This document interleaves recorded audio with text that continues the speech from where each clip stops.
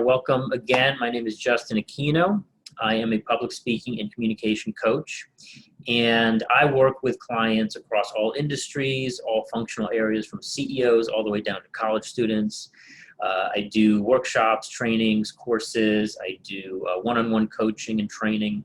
So I've been doing this line of coaching for about 4 years now, over 4 years actually.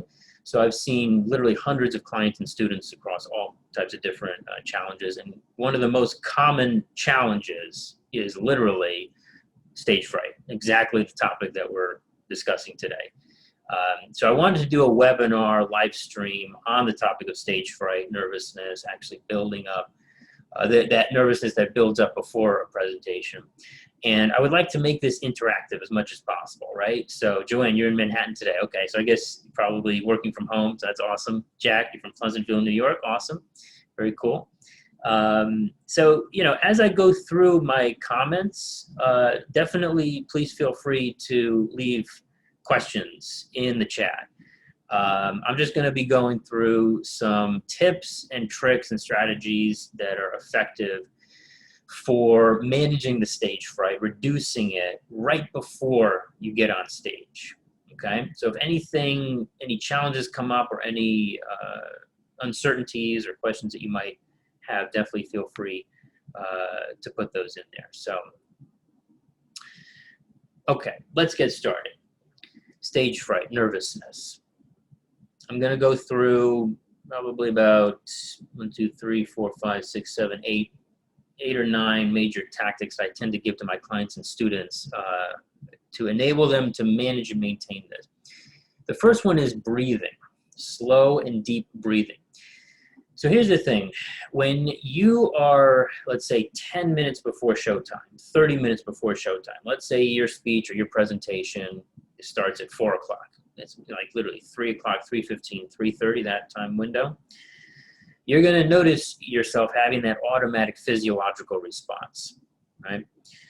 What is the physiological response? Well, shallow breathing, tunnel vision. It's a fight or flight situation, okay? A friend of mine who's a psychotherapist, she often calls it fight, flight, or freeze, right? And if that resonates with you, let me know in the chat, right? Like literally put it in the Q&A. Fight, flight, or freeze. You feel like, okay, your heart is racing faster, your palms are getting sweaty. And part of that physiological response, which is in large part automatic, you can't control it, is shallow breathing. So that's why breathing consciously is so critical, specifically slow and deep breathing. You can even just try it right now. Breathe in to a count of 3 and breathe out to a count of 3. 1, 2, 3. You can do that a couple times. What that does is it gets oxygen into your bloodstream. It gets oxygen into your brain, because when your brain is being deprived of oxygen, literally your brain doesn't work as well. And that's a problem, because if you're on stage and you're giving a presentation, you need your brain to work well, right? But because of that physiological kind of fight or flight thing, oftentimes that's what happens. So to counteract that, we want to make sure that we're breathing. Related to that, of course, is relaxing your muscles. And this is the second major thing, making sure that if you carry tension in your shoulders, or if you carry tension in your stomach or on your face, for example, everybody has a different situation as far as like where on their body tension manifests itself, or nervousness. Be aware of that. And literally you want to prepare beforehand and expect that stuff to happen so that you can adjust right before the beginning of the presentation, okay? So any questions on that, by all means, let me know in the chat so far, anything so far. Third major thing is socializing with the audience or with the organizers, as the case may be. And keep in mind, a lot of these things apply not just in-person live speeches, in a conference room, on a stage, at a conference, but also remote and video presentation, webinars, presenting to 50 people over Zoom or that type of thing. You want to be socializing with people. You want to be doing chit-chat. Why is that valuable? Because it helps you to relax, right? It helps you to feel much more at ease and calm in the situation. So how can you socialize with people remotely? Well, kind of like what I'm doing right now, literally just chatting with you all. You can see me, I can't see you, but I can interact with you through the chat, right?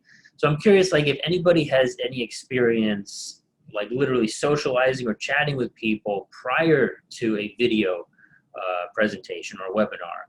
I would love to hear any of your thoughts or comments in the chat on that. Or if it's something that's totally new, you've never done it before, I'd like to hear that as well. Because that oftentimes that's what I find with my clients and my students, is that it's like a totally new concept. They never even thought about that. But when you're chatting with people, just doing small talk, joking around, being friendly, like forcing yourself to smile, forcing yourself to get friendly and positive, all of a sudden you feel a lot more confident in front of that room.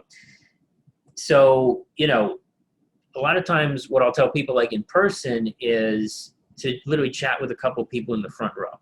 You know, let's say again, your presentation starts officially at 4 o'clock. So like by 3:45, 3:50, you can already be chatting and socializing with people in the audience. What it enables you to do is it also humanizes the audience in your mind, right? So instead of like you versus the mob, now it's like you're having a personal connection with at least some members of the audience. And certainly you can apply this, whether it's like 10 people sitting, listening to your speech, or like, you know, 50 or 100 or 1,000. Even just a couple individuals like that interacting will be really good. So that's the third major thing. Now, the fourth major thing is to check technical or logistical issues. Now, this may seem very simple or simplistic, but what I've found oftentimes with myself, but then also with other people that I've coached and I've worked with, is, you know, you've prepared your speech, everything is good to go, you're comfortable, like, you know, you think everything is going to run smoothly, and then the projector fails, right? Or there's some issue with the lighting, or, you know, you have a microphone and then the microphone cuts out, and then that totally throws you for a loop. Right? All of a sudden, all that confidence and all that pep in your step that you had all of a sudden goes out the window because you're so shaken by that negative development.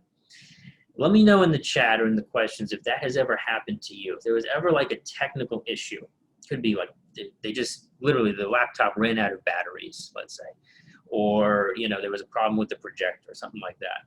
If anything like that has ever happened, I'd love to hear about that.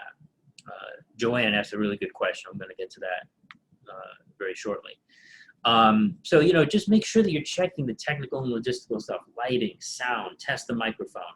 If it's a really big event in person in a venue, which will return eventually, right? Right now with COVID, all these conferences and events are not running, but they will come back eventually. So it's good to think about these things in advance. Check in with the technical crew. Check in with the organizers and the facilitators. Make sure that everything is organized and well structured, right? That'll make you feel a lot better. So if you can arrive at the venue early to handle all those things, that's going to help you very significantly. Same thing over Zoom or over a webinar, right? Yes, Henny, it's always the projector, exactly. There's always technical problems. There's always technological issues that come up, you know, I'm telling you. It's like, in fact, I like to tell the story, like before the pandemic, I would go to the Amazon AWS location in Soho, and they had all kinds of interesting events there. You would think that Amazon, all the resources they had, would be able to afford like a really top tier sound system. Nope. Nope. They still had technical issues. There was one event that I went to there, 300 people were in the room, and literally the woman was talking on the microphone just didn't work. You know, 300 people there waiting for her to give her remarks, and the microphone didn't work when it had to. So, and of course, same thing applies to webinar situations. Like even on this webinar right here, I literally logged on early, checked the technical situation, make sure everything worked well. So it just makes you feel that much more at ease and more comfortable. So that way you can actually execute your presentation in a much more relaxed and confident way. Number 6 is to, number 5, actually, related to number 4, which is explore the venue and get acquainted with it. So this applies somewhat with remote presentations, but especially in-person presentations. Explore the environment that you're in. You want to get really comfortable with it. Ideally, if you can arrive hours earlier or even a day or two before to just get a sense of like, where's the bar? Where's the entrances? Where are the exits? You want to feel like it's almost your living room a little Like you can feel really relaxed and comfortable in that environment. And that will help you significantly to feel much more calm when you actually take the stage and the pressure's on to actually perform. Number 6 is to do something fun, okay? Again, kind of like something you wouldn't necessarily think about, but if you can get yourself into a positive state, just in terms of your emotions and your mood, that'll help significantly. Listening to music. That's something that works for a lot of people. I like to listen to music a lot of times before I get onto a big presentation. Calling a friend. So I had a client that I worked with actually, and this is a very successful businessman. He's done tons of like multi-million-dollar deals, and he would literally, like before he went into a conference room, this is like a technique that he developed over time. Before he went into a boardroom to pitch a multi-million-dollar deal, he would just call a friend on the phone for like 5 minutes, just chat, joke around. It would just get him into a nice, positive, confident state, and he would bring that energy with him right into the tense, high-pressure situation where he had to perform. So that's another really good technique right there. Number 7, exercise, okay? This is another thing that you wouldn't necessarily think about, but it makes a big difference. When you exercise is just good for your health in general, of course, but exercise warms up your muscles, increases blood flow. Again, that oxygenation phenomenon, you want that oxygen, that blood flow to be flowing nice and smooth in your brain and in your body. It helps your muscles to relax. I've found that when I do a really good workout the morning of my presentation, I feel so much more relaxed and I feel so much more calm going into it than if I'm like totally stiff, right? A couple more ones that we'll get to, and then I want to get to your questions because I see some good questions here. Number 8 is caffeine. Now this is very unique to the person, right? So everybody has a different reaction to caffeine. You could drink caffeine, coffee, tea, or you could not drink it. It depends on your personal reaction to it. So like for me personally, a little bit of caffeine is actually something that I like to drink an hour or two before my presentation because it gives me a little bit more energy and a little bit more focus. I've had certain clients and students that if they drink coffee or tea, it just gives them too much jittery energy and it actually adds to their anxiety and their nervousness. So be aware of the effect of caffeine on your body and on your system, depending on your personal reaction to it. Number 9 is have some water to sip, okay? So a lot of times what happens is before presentation, your mouth gets dry. You know, sometimes people call that the cotton mouth effect. Very common, very normal, it's not a huge thing, but it just might add to your anxiety and your nervousness because again, it's part of that physiological automatic response that your body's doing. So have a little bit of water to sip. You don't want to be drinking tons and tons of water, but a little bit is good just to wet your mouth at the very least to begin the presentation. So you feel a little bit more at ease right from the beginning.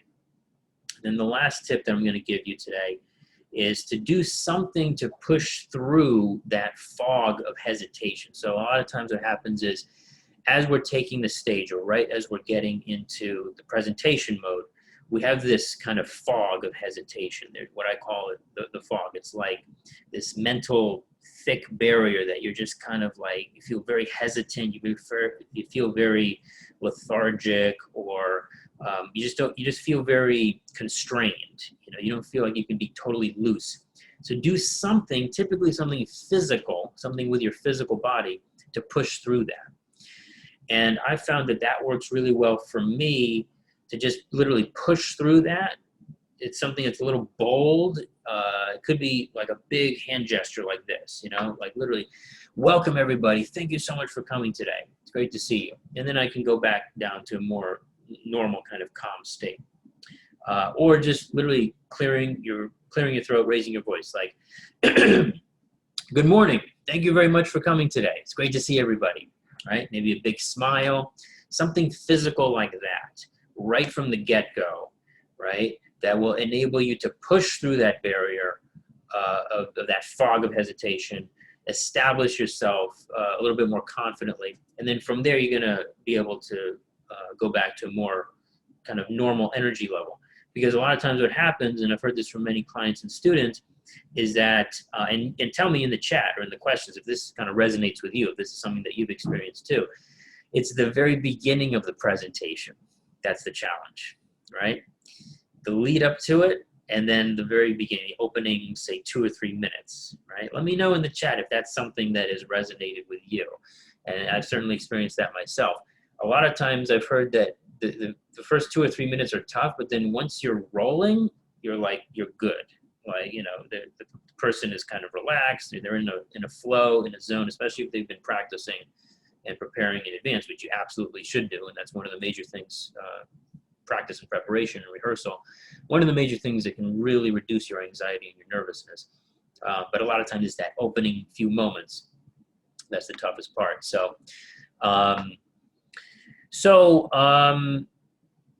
questions.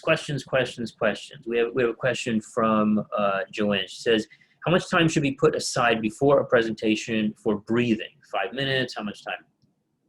This is a good question. So, you know, it's very unique to the individual, of course, but I think something like, figure like the 30 minutes leading up to your presentation, right? So again, if you're presenting at 4 o'clock, start at 3:30, just to get yourself in that breathing mode, because that's probably around the time that the nerves are really going to start amping up, right? But you know, sometimes people are good like 30 minutes out, but literally 5 minutes before showtime, that's when everything starts going to hell. So that's when you would want to start consciously controlling your breathing. And I was saying this to a client the other day, you know, specifically for Zoom webinars and remote presentations. The great thing about those is you can literally set up your workspace however you want. So you can put a sticky note like right beneath the camera if you want, and just write breathe, slow and deep, right? And just take yourself through that breathing exercise. So, so that's what I would say about that. Other questions? Cynthia says, how much time do you recommend spending rehearsing for your presentation? Classic question.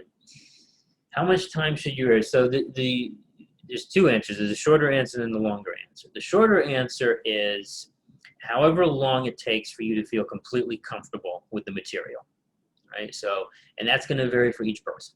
Some people, they just have to do a few run-throughs and they're good. Some people, they have to be rehearsing for like weeks on end in order to feel really, really comfortable. But I would say more than like a specific time frame, I would give you some guidelines to determine what is your personal ideal as far as practice and rehearsal. So think about several factors. One is how intimidated or how nervous are you in front of this particular audience that you're going to be facing? You know, if it's an audience of, you know, people that are around your same age, people that you consider to be your peers or your equals, and you're pretty comfortable with them, maybe you don't need to do as much practice to minimize that anxiety or that nervousness, right? But if you're presenting to senior executives or the board of directors or something, and it's the first time you've ever done such a thing, and all these people have much greater titles than you or something. So for that reason, there's like an intimidation factor. That would imply more practice is necessary to really ingrain the content and the material in your brain, so that way your brain has less work to do in the moment. So how intimidating is the audience? Another factor is how familiar are you with the content? Okay, so like this content that I'm giving you today, I'm pretty familiar with it. You know, I've gone over this content a million times with lots of people. So I don't need to rehearse this as much necessarily. I've spoken it and I've said it many, many times. But if I was presenting something that was basically new for me, or if it was something that was unusual, that I wasn't as familiar with, then certainly I would do a lot more practice and rehearsal in advance, because you want to nail down the wording, the phrasing. You want to eliminate or reduce filler words or a lot of fluff talk or extraneous tangential information. A lot of that stuff just comes out automatically through the process of rehearsal. And so that'll help you to feel a lot more confident and relaxed in the actual moment. So that's the second major factor. Also, a third factor is how long are you going to be speaking? So like if you are going to be speaking for 10 minutes, let's say, right? 10 minutes, like you can do, let's say, I don't know, 5 run-throughs. That's 50 minutes of the entire presentation, start to finish, right? That's 50 minutes, that's less than an hour. So you get a lot of repetitions in for the entire presentation because it's such a short amount of time. However, if you are going to be speaking for like 90 minutes, let's say it's like a really long lecture, or you're speaking for 45 minutes, then in that situation, and let's say I'm going to up the ante even more, which my clients often face, which is like you just don't have a lot of time available to rehearse and to prepare. So you have to prioritize in that situation. 45-minute talk, focus on the most critical parts of the talk. Focus on the opening and the closing. You want to give them a really strong opening and rehearse that like crazy again and again and again, and give them a really strong closing at the end. And then give them, make sure that you rehearse those key points or key moments throughout the presentation that are really critical to make sure that you nail those. And then the other things, maybe other parts of the presentation, you can deprioritize. So like, you know, however much time that will take, let's say you have only 2 days available to rehearse for a presentation, you only have like a cumulative total of 5 hours between those 2 days, you know, prioritize those key moments in the presentation as far as rehearsal is concerned. Question, network wasn't working properly, so couldn't show a YouTube clip related to the presentation, had to improvise. Totally, you know, everybody's been there, right? It's like technical issues all the time. And that's why rehearsal is really good as well, and just preparation in general. Literally, you want to have a backup, if possible, right? If possible. Not always possible, but if it is possible, you don't want to be relying on one tool, whether it's a YouTube clip, whether it's a PowerPoint deck, because if that technical issue arises, you know, then you're basically screwed. And that's going to really screw with your mindset and your confidence as well and your nervousness. But if you can kind of smoothly transition from plan A to plan B because of the preparation that you've done on the back end in the days or weeks prior to the presentation, then you're going to feel a lot more confident, and you'll also show yourself as much more professional and organized as well. So these are really good questions. Yeah, other questions or other thoughts? You know, a lot of times there's all kinds of issues that might come up. You know, anything else, feel free to let us know in the chat, or let me know in the chat. I'll be on for a couple more minutes here, and then we'll wrap up. I'll give you some funny ones that sometimes people have asked me, like, can I have a drink before a speech? Can I have a beer or a vodka or something? And it's not something I recommend, but, you know, I can't control what people do. Joanne says always, yeah. I mean, again, you know, assuming you're over 21 and you're of legal age, I won't try to police your behavior, but alcohol is what happens with alcohol is it makes you feel more confident, but you're not necessarily executing more effectively in terms of the actual content of what you're trying to say.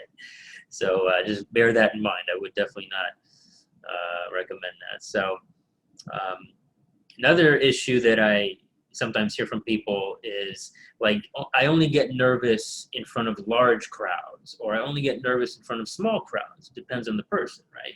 It's interesting because some people are very comfortable in front of like 5-10 people, but they're really nervous in front of like 100 or 500 or something like that. Even if it's a remote webinar situation like this, if they know that 150 people are watching them, that makes them really nervous. Or vice versa. Sometimes some people are the opposite. They're actually more comfortable in front of a larger audience than in front of a smaller audience, right?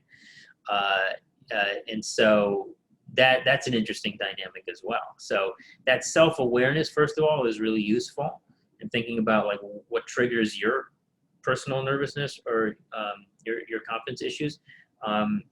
Over time, I think practicing and getting exposure and experience in those situations really makes a big difference. So obviously it's easier with a smaller audience. You can practice that many, many times in meetup groups or networking associations or whatever, just to get those repetitions in and that exposure. But that's something to think about, you know. And certainly, look, you know, if you're nervous in front of a crowd of 500 people, like, That's completely understandable. You know, again, going back to how much practice to do to get yourself into a more confident state, that would imply, you know, you're more intimidated in that situation. So try to really practice and rehearse as much as possible. But rest assured, many people have been able to succeed with much more nervousness and anxiety probably than you have experienced in a similar situation. Question from Cynthia: what would you say are the biggest mistakes people make while public speaking? Good question. I think the easiest answer is lack of practice and lack of preparation. Okay, and I know for a fact some people on the call know what I'm talking about. But that was one thing that surprised me a lot when I first when I first got into this line of work. It was like, I thought I didn't know what to think really, but it was just surprising to me that so many of the challenges that people face when they're giving work presentations or they're giving public speeches really just go back to a lack of preparation and a lack of rehearsal or inadequate preparation, right? Just not enough rehearsal. So maybe they've rehearsed, you know, maybe they haven't rehearsed at all, you know, which, believe it or not, is very common. And they say to themselves, oh, I'm just not a good speaker, right? I'm just not a good public speaker. That's just not who I am. I'm not charismatic. But it's like, then I ask them, okay, how much rehearsal or preparation do you typically do? Oh, you know, I'll go over my bullet points and, you know, then I'll just get on the call and start riffing. It's like, and then you wonder why you underperform, right? So this is a skill that takes time to really develop and hone. You know, when we look at, you know, choose any huge prominent speaker that you want to name, a political leader, a business leader, whatever, celebrity speaker, thought leader, like there are, in almost every single case, they have done a tremendous amount of practice and rehearsal, and they've gotten a tremendous amount of experience under their belt that enables them to perform really, really well at the high level in that situation. Jack, thank you so much for coming. Great to see you. Yeseni, thanks a lot for coming. Appreciate it. Good to see you guys. So, you know, in almost every case, that's what we see, right?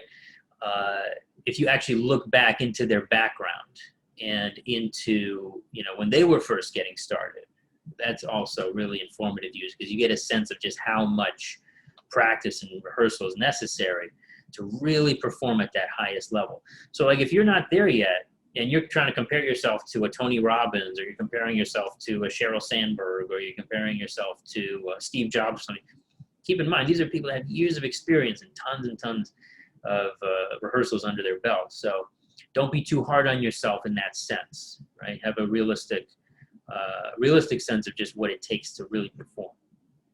So I have a couple more minutes for any other last questions that anybody might have. And it's been a really good discussion today. So I definitely want to thank everybody for joining. It's been great to see everybody. Good questions, good thoughts from everyone. So hopefully you found some good tips and tricks and strategies to implement. But other than that, if no other questions, then we can wrap it up there. So cool.